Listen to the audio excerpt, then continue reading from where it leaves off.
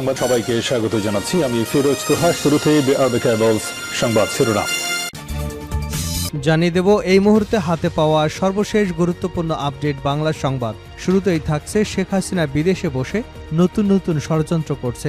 জামায়াতে ইসলামের secretary general অধ্যাপক মিয়া গোলাম পরোয়ার বলেছেন, ব্যাংকসহ সকল আর্থিক প্রতিষ্ঠান শূন্য করে উন্নয়নের নামে লাখ লাখ কোটি টাকা বিদেশে পাচার করে ভারতে বসে নতুন নতুন ষড়যন্ত্র করছে শেখ হাসিনা।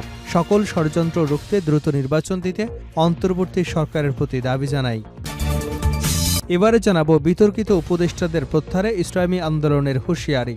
বিতর্কিত উপদেষ্টাদের প্রত্যাহারে অন্তর্বর্তী সরকারের বিরুদ্ধে আন্দোলনের হুঁশিয়ারি দিয়েছেন ইসলামী আন্দোলন বাংলাদেশের সিনিয়র নায়েব আমির ও চরমোনাই পীর মুফতি সৈয়দ মোহাম্মদ ফয়জুল করিম। জানাবো সরকার পরিচালনায় অদক্ষতা জনগণ সহজভাবে নেবে না তারেক রহমান। স্বৈরাচার পালানোর পর একটি বিধ্বস্ত দেশের দায়িত্ব নিয়েছে অন্তর্বর্তী সরকার, এমন মন্তব্য করে বিএনপির ভারপ্রাপ্ত চেয়ারম্যান বলেছেন, মাফিয়া সরকারের তৈরি করা জঞ্জাল 3 মাসে দূর করা সম্ভব নয়। আবার 3 মাস পরে সরকারের সফলতা বা ব্যর্থতা নিয়ে জনমনে প্রশ্ন ওঠা অস্বাভাবিক বা অন্যায্যও নয়। তবে সরকার পরিচালনায় অদক্ষতা দেখলে জনগণ সহজভাবে মেনে নেবে না। এদিকে গণঅভ্যুত্থান ব্যর্থ হলে শেখ হাসিনা ছেড়ে দিত না। এবি পার্টির কেন্দ্রীয় সদস্য সচিব মুজিবুর রহমান মঞ্জু বলেন, জুলাই আগস্টে ছাত্র জনতা নতুন ইতিহাস সৃষ্টি করেছে। যদি এই অভ্যুত্থান ব্যর্থ হতো তাহলে আমরা যারা আন্দোলনে ছিলাম, ছাত্র জনতা যারা আন্দোলন করেছে, সবাইকে ফ্যাসিস্ট হাসিনা ছেড়ে দিত না। এবারে থাকছে 1 লাখ মুক্তিযোদ্ধা হয়ে যায় 3 লাখ, সেই অন্যায় আর হবে না। অন্তর্বর্তী সরকারের সমাজ কল্যাণ উপদেষ্টা শারমিন এস মুর্শিদ বলেছেন, 2024 সালে এসে আমরা আমাদের প্রতিটি মুক্তিযোদ্ধার ছেলেমেয়েদের চিহ্নিত করব। এখানে ভুল হবে না। ওই 1 লাখ মুক্তিযোদ্ধা হয়ে যায় 3 লাখ, সেই অন্যায় আর হবে না। প্রতিটি মুক্তিযোদ্ধাকে আমরা চিহ্নিত করব, প্রতিটি আহত নিহতকে আমরা চিহ্নিত করব। যেই কষ্ট আমরা 53 বছর ধরে বহন করেছি এবং মুক্তিযুদ্ধের নামে বারবার যে ভুল করেছি, সেটার অবসান ঘটল। সেটা আমরা আর দ্বিতীয়বার করতে দেব না। এবং সর্বশেষ জানাবো আন্তর্জাতিক সংবাদ। ইসরায়েলের উপর নিষেধাজ্ঞার আহ্বান ইউরোপীয় ইউনিয়নের পররাষ্ট্র প্রধানের। গাজা এবং লেবাননে ইসরায়েলি আগ্রাসন থামাতে দেশটির কাঠগড়ায় দাঁড় করিয়েছেন ইউরোপীয় ইউনিয়নের পররাষ্ট্রনীতির প্রধান জোসেফ বোরেল। যুদ্ধ অপরাধের দায়ে ইসরায়েলের উপর নিষেধাজ্ঞার আহ্বান জানিয়েছেন তিনি। ইসরায়েলের প্রতি ইউরোপীয় ইউনিয়ন ব্লকের দৃষ্টিভঙ্গিরও কঠোর সমালোচনা করেছেন এই শীর্ষ ইউরোপীয় কূটনৈতিক। এতক্ষণ শিরোনাম শুনছিলেন, এবার বিস্তারিত। প্রিয় দর্শক, আপনি যদি এই চ্যানেলে নতুন হয়ে থাকেন, ভিডিওটি দেখতে দেখতে চ্যানেলটি সাবস্ক্রাইব করে আমাদের সঙ্গে থাকুন। আর এই ভিডিও সম্পর্কে আপনি আপনার মূল্যবান মতামতটি কমেন্ট বক্সে জানিয়ে দিন। আর হ্যাঁ প্রিয় দর্শক, জানিয়ে দিন ভিডিওটি কোথা থেকে দেখছেন। শেখ হাসিনা বিদেশে বসে নতুন নতুন ষড়যন্ত্র করছে গোলাম পরোয়ার। জামায়াতে ইসলামের সেক্রেটারি জেনারেল অধ্যাপক মিয়া গোলাম পরোয়ার বলেছেন, ব্যাংকসহ সকল আর্থিক প্রতিষ্ঠান শূন্য করে উন্নয়নের নামে লাখ লাখ কোটি টাকা বিদেশে পাচার করে ভারতে বসে নতুন নতুন ষড়যন্ত্র করছে শেখ হাসিনা। সকল ষড়যন্ত্র রুখতে দ্রুত নির্বাচন দিতে অন্তর্বর্তী সরকারের প্রতি আহ্বান জানাই। খুলনার ডুমুরিয়া কলেজ মাঠে উপজেলা জামায়াতে ইসলামের কর্মী সম্মেলনে প্রধান অতিথির বক্তব্যে তিনি এসব কথা বলেন। অধ্যাপক মিয়া গোলাম পরোয়ার বলেন, 17 বছর পর খোলা আকাশের নিচে দলীয় নেতাকর্মীদের মধ্যে কথা বলতে পারছে। ফ্যাসিবাদ সরকার বছরের পর বছর মিথ্যা মামলা দিয়ে আমাদের আটক করে রেখেছিল। জেলে থাকা অবস্থায় অসংখ্য মিথ্যা মামলার শিকার হতে হয়েছে। জুলাই আগস্টের ছাত্র জনতার আন্দোলনের মধ্য দিয়ে এদেশ থেকে জুলুমকারী ফ্যাসিবাদী সরকার দূর হয়েছে। তিনি বলেন, ফ্যাসিবাদ বিলুপ্ত আন্দোলনে কয়েক হাজার ছাত্র জনতাকে হত্যা করা হয়েছে, প্রায় 40,000 ছাত্র জনতা আহত হয়েছেন।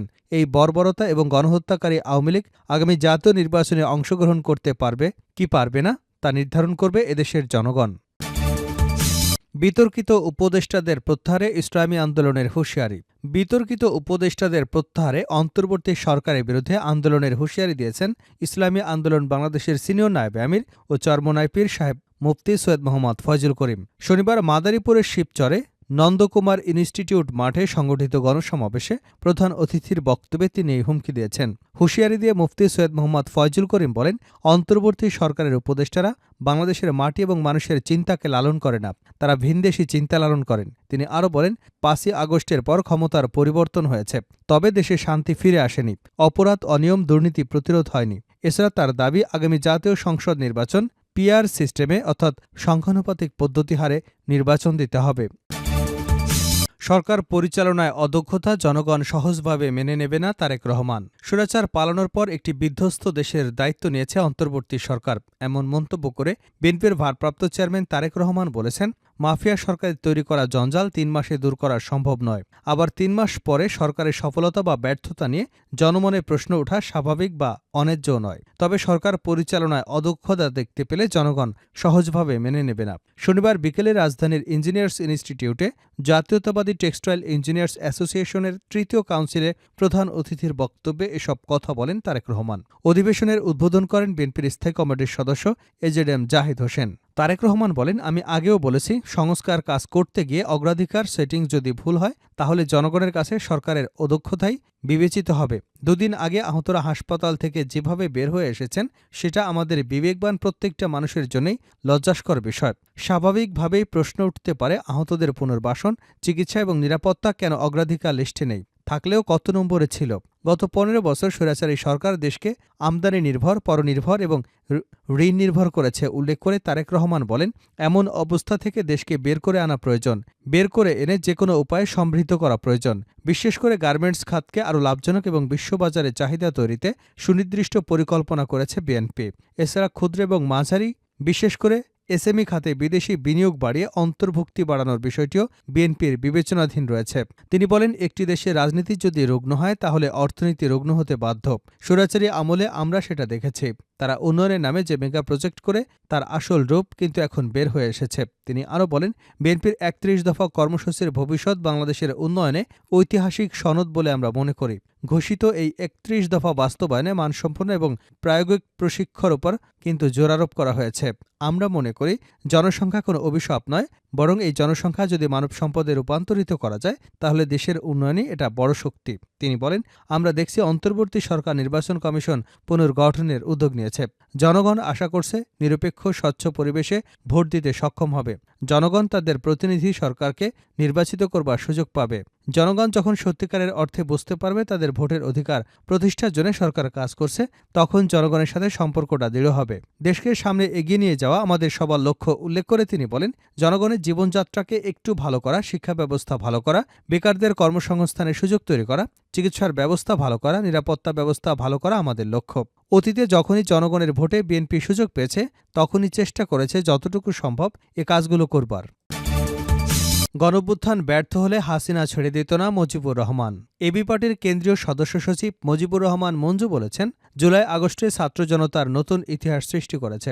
যদি এই অভ্যুত্থান ব্যর্থ হতো তাহলে আমাদের যারা আন্দোলনে ছিলাম, ছাত্র জনতা যারা আন্দোলন করেছে সবাইকে ফ্যাসিস্ট হাসিনা ছেড়ে দিত না।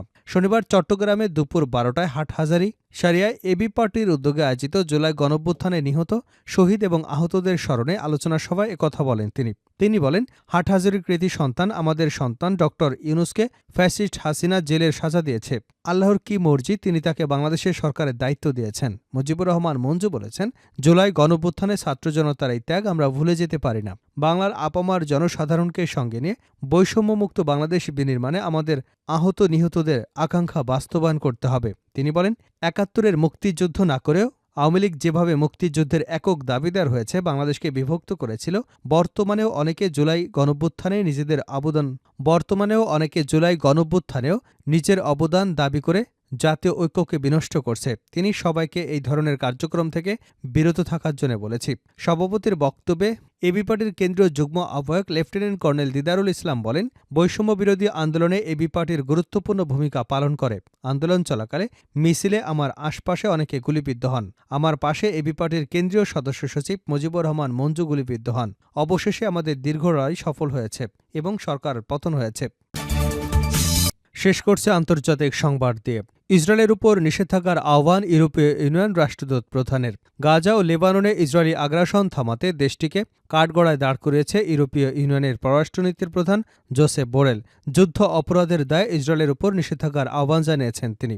ইসরায়েলের প্রতি ইউ ব্লকের দৃষ্টিভঙ্গিরও কঠোর সমালোচনা করেছে এই শীর্ষ ইউরোপীয় কূটনৈতিক। তার মতে, ইউরোপীয় ইউনিয়ন এখনও পর্যন্ত ইসরায়েলি শাসনকে অর্থবহ পরিণতি ভোগ করা থেকে রক্ষা করেছে। গাজা এবং লেবাননে আন্তর্জাতিক আইন লঙ্ঘন করেছে ইসরায়েল। এ কারণে ইসরায়েলের উপর আমদানি নিষেধাজ্ঞা এবং দেশটির সরকারের সাথে রাজনৈতিক সংলাপ স্থগিত করা উচিত, এমন প্রস্তাব দিয়েছেন তিনি। তার মতে, ব্লকের দৃষ্টিভঙ্গি পরিবর্তন করতে হবে। ইউরোপীয় ইউনিয়নের পররাষ্ট্রনীতির প্রধানের সেই সঙ্গে বলেছেন, স্বাস্থ্যসেবা কর্মীদের উপর হামলা আন্তর্জাতিক মানবিক আইনের গুরুতর লঙ্ঘন। সংঘাতপূর্ণ অঞ্চলের চিকিৎসা কর্মীদের সুরক্ষা ও আলোচনাযোগ্য। সেই সঙ্গে বোরেল ইউরোপীয় ইউনিয়ন বালবেকের কাছে ইসরায়েলি হামলায় ১২ প্যারামেডিকদের হত্যার তীব্র নিন্দা করেন। তার এমন প্রতিবাদের পর ইউরোপীয় ইউনিয়ন এবং পররাষ্ট্র বিষয়ক কাউন্সিল আগামী সপ্তাহে বোরেলের প্রস্তাব নিয়ে আলোচনা করবে। উল্লেখ্য ৭ অক্টোবর ২০২৩ সালের পর গাজায় এখন পর্যন্ত ৪৩,৭৩০ ফিলিস্তিনিকে হত্যা করেছে ইসরায়েলি দখলদার বাহিনী, যার মধ্যে অধিকাংশই নারী ও শিশু। এছাড়াও দেশটিতে আহত হয়েছেন ১ লাখেরও বেশি মানুষ। এর বাইরেও বহু মানুষ নিখোঁজ এবং ধ্বংসস্তূপের নিচে আটকা পড়ে আছেন।